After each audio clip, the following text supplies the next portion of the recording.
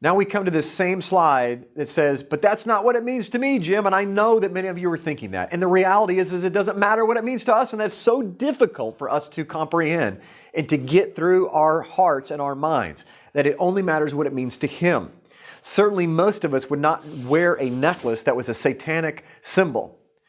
But yet we will build churches with symbols that we don't even know are satanic.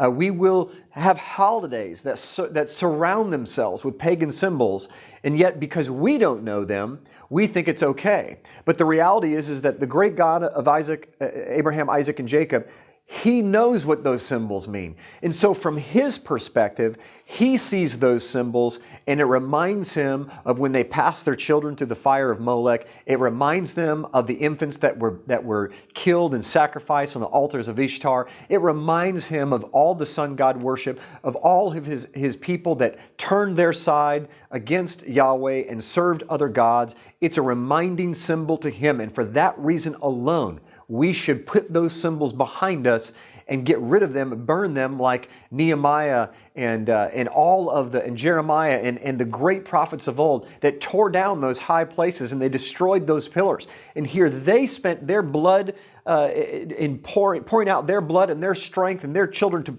tear down those high places. And here we are building those high places right back up. It doesn't matter what it means to us. It matters what it means to Him. And so we need to find out exactly what it means to Him, and we're going to do that at the end of this program as we go through some scripture that many of you probably have never read before that are dictating exactly the holidays that we're celebrating today. And we're going to discover whether or not we can actually continue to do these things from our perspective and turn a blind eye to His heart. Now, when do you think the birthday of Nimrod and Tammuz was? On the first day of the year when the sun is reborn. And what day do you think that the sun is reborn? In the middle of the winter, at the winter solstice, December 25th. That's right.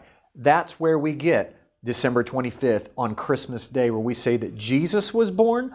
Why did we choose Jesus being born on December 25th? Where did that date come from?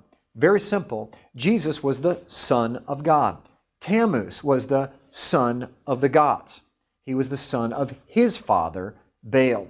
And so the pagans, which early Christianity came right out of paganism in Rome, they were already worshiping the sun god on Sunday in Rome, which is where we get worshiping on Sunday from. It used to be that all of the early Christians worshiped on Saturday, but it was changed to Sunday because all of the pagans worshiped the sun god on his day, Sunday, and they worshiped him on his birthday on December 25th. So naturally, when Jesus came into the picture and Constantine supposedly got saved in the 300s, they compromised to make it easier for people to convert to Christianity by making Jesus' birthday on the same birthday as the sun gods that they were already used to celebrating, and that's where we get December 25th from.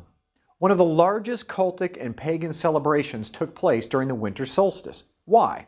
Because this is when the sun is reborn, as that is the time that the days of the year begin to get longer. Thus, the sun god's birthday coincided on that day, the 25th. It originally was the 21st, and then because of the change of the Julian calendar, it got moved to the 25th. We can see here, this is an ancient picture of Nimrod, that all the sun gods from every region might have had different names, but they can all be traced back to the original sun god, Baal, aka Nimrod. Look at this picture of him with a long beard. You can begin to see where I'm going to go next as we begin to discover what the December 25th holiday, how it gets connected to Santa Claus himself. Some of the different names that Baal had was this. In Persia, it was Mithras. You can do a study yourself on this. This is incredibly fascinating. If you study the pagan cultic worship of Mithras, you're going to see tremendous amount of connections to some of the things that we do here in Christianity. This is 500 years before the birth of Jesus, before Yeshua. It was called the birth of the unconquerable sun, was Mithras. Osiris and Horus and Ra in Egypt. He was called Attis of Rome. And to celebrate their birthdays, the Romans had a great feast called the Feast of Saturnalia. Guess how long it was? 12 days. That's right, which is where we get the 12 days of Christmas from, is right from the Feast of Saturnalia, which is over the Feast of the winter solstice, or the time of the winter solstice. And guess what the Chaldeans called this day? Today we call it Christmas, but back then the Chaldeans called it Yule Day. Do you know what the word Yule literally means? It means the day of the infant. And they were certainly not talking about Jesus. They were talking about Tammuz, who was the Son of God, who would one day come back and save them from the world. You see, Satan can't do anything else but take the truth, twist it, and get people to believe a lie. And that's what he did with the story of the birth and the death of our Lord, is he replicated that in paganism. And so at some point his plan was to take the paganism and mix it into Christianity. And whenever you mix holy with the profane, the scriptures call that unholy. Yahweh does not accept anything that's unholy. It must be clean. It must be set apart and holy. Kadosh in Hebrew. So does this sound familiar? Let's move to this character called Odin, because this is where we're going to get into a little bit more detail of our holiday, is where some of these symbols come from. Along with the celebration of the sun gods, the Scandinavians also worshiped this god called Odin. He was the god of intoxicating drink, ecstasy, as well as the god of death. And because of the Feast of Saturnalia dealing with all those things, he naturally became the most popular god of the Feast of Saturnalia, which was a sun god, which we can trace all the way back to Baal himself. Guess who this character became? Look at him very carefully. What does he look like? The colors are wrong, but this guy became Santa Claus. That's right. Odin, or Woden, was the god of wisdom, magic, and occult knowledge, runes, poetry, and war. His name meant the inspired one. And you're going to begin to see, as we move through these slides, you're going to see that Santa Claus, or Odin, is awfully familiar to Jesus, or Yeshua, which means salvation. We're going to see a god Odin who saves, and we're going to see another one called Yeshua who saves. Now, I want you to pay attention to some of the characteristics as we go through Odin, because it's shocking to see the similarities and how Satan is trying to masquerade as an angel of light, as we know from the scriptures. He was a tall, old man that had a long white beard and carried a spear, or a crozier. Remember when we went through the crozier, the serpent crozier? Whoever holds a serpent crozier is connected to the power behind that serpent crozier, which is the serpent himself. Let's continue. He traveled around the world on a white horse that had 8 legs, okay, which was in ancient tradition the number of transportation. This is where the 8 reindeer came from. Now you might say, Jim, there's 9. Originally, there was 8. Rudolph was added in modern times. There was 8 reindeer, and it comes from that white horse that Odin traveled around on that had the 8 legs. You can look up all of this stuff as very common knowledge on the internet, in encyclopedias. You can see Odin and all the reference material that goes with it.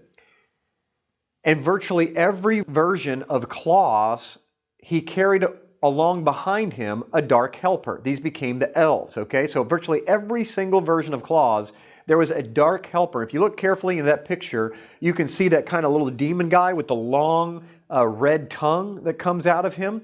These were called Krampuses. The Krampus, or the dark helpers, followed along, and if the children weren't good, they would beat the children, okay?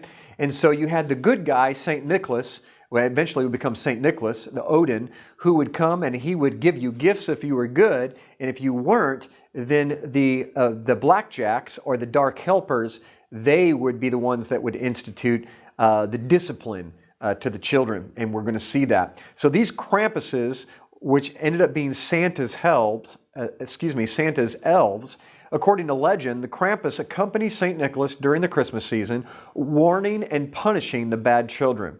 In contrast to St. Nicholas, who gives gifts to good children. That comes from Wikipedia. Here's another picture of Krampus and Santa's elves. You can see the picture on your right is that you have, it's almost like a witch's broom, where the children, the naughty children, are being carried away by a Krampus, which is a combination of a human and a goat, okay?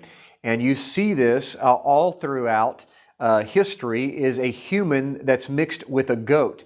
And I have a teaching on the Nephilim, or the sons of God, where I kind of go through this, but in a nutshell, on the holiday called Yom Kippur in the Bible, where once a year the high priest went into the Holy of Holies to make a sacrifice, there were two goats that were offered. One was called the La Adonai goat, and that goat was offered to Yahweh, as to Adonai. And the other goat was called the La Azazel goat. And that goat was taken off into the wilderness, and it was pushed over a cliff. And the La Azazel goat was where they took the hands of the high priest, and they would incorporate all the sins of Israel onto the head of this goat and then send it off into wilderness to Azazel. Now, Azazel was a man-goat god, okay, in ancient mythology. And so it was said that it was Azazel who caused man to sin, and so all of the sins of mankind for that year, the Israelites, would be placed on the head of the Azazel goat. And this is what we see transferred all the way down into another form of Santa's helper is actually Azazel, if you will, or the Krampus is what they call it today. And the picture on the left you can see is actually a modern day picture of a festival, a Christmas festival in Germany, where they continue to use this celebration, and they bring out Krampus, or Santa's helpers. This is a modern day picture here. As crazy as this is for us American Christians to believe that this still goes on today, this is a picture of St. Nicholas and his demons, his Krampus, are still celebrated in Austria, Hungary, Germany, Italy, and all over the world. And so what we're going to show you right now is an actual clip, or a short movie of a montage of different videos that we've discovered of where they still make this celebration, still celebrate this all around the world, where they literally glorify the demonic part of Christmas and St. Nicholas and these dark helpers.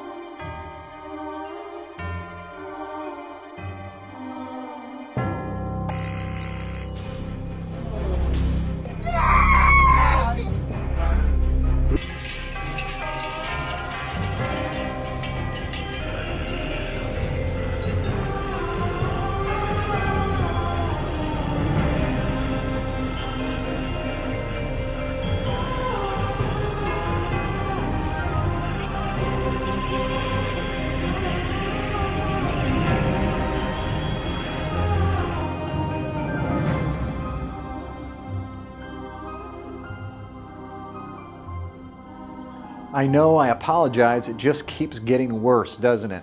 And if that wasn't enough, there are some scholars that believe that the actual song Jingle Bells came from the Krampus bells that were in existence for a long time before that song was ever written, that every time you saw St. Nicholas, he was accompanied by the bells of Christmas, if you will, from his elves. They used to have bells that would hang from their necks, and as you heard in the video, they would you would hear the bells as they announced themselves into the next town that they were going into.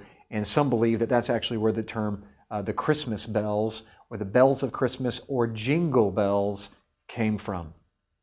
Now we're going to move into discovering exactly where Santa Claus came from. So Odin, how did Odin become Santa Claus? Well, here's the rendition or the evolution of Odin becoming Santa Claus. By the 1500s in Holland, there he became Sinterklaas. Okay, so St. Nicholas turned into Sinterklaas, a kind and wise old man with a white beard, white dress, red cloak, a crozier, and he rode on the skies and the roofs of the houses on his white horse, accompanied by his blackjacks, which were the Krampus that we just saw, leaving gifts for people under his sacred tree, the fir tree. He would visit you on his birthday, December 25th, of course, and give you gifts if you've been good, or if you've been bad, his blackjacks would beat you.